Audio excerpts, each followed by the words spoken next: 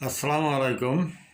আমার প্রিয় দেশবাসী, শয়তান ঘুরছে তককে তককে, ইতর ঘুরছে গলিতে, ব্যালটের যুদ্ধ দেখতে চাই, জানা যায় যেন গুলিতে।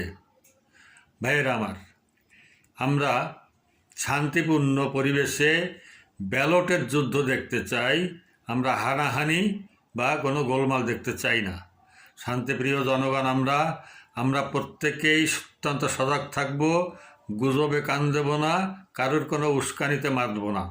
আমাদের সন্তানদের ও আমরা এই ধরনের কাজে লিপ্ত হতে দিব না। আমরা শান্তি চাই। সরকার বদল হয়, ব্যক্তি বদল হয়, কিন্তু আমাদের ভাগ্যের বদল কখনো হয় না।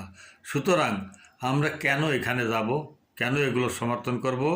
আমরা প্রত্যেকে চেষ্টা করব নিজের পাড়া মহল্লাকে নিরাপদ রাখতে, কোনো হই হাঙ্গামা মুক্ত রাখতে। প্রত্যেকটা মহল্লায় যদি এরকমভাবে আমরা চেষ্টা করি, তাহলে পুরা দেশটাই শান্ত থাকবে।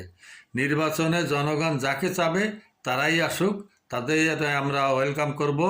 সুষ্ঠু পরিবেশে নির্বাচনটাকে আমরা দেখতে চাই।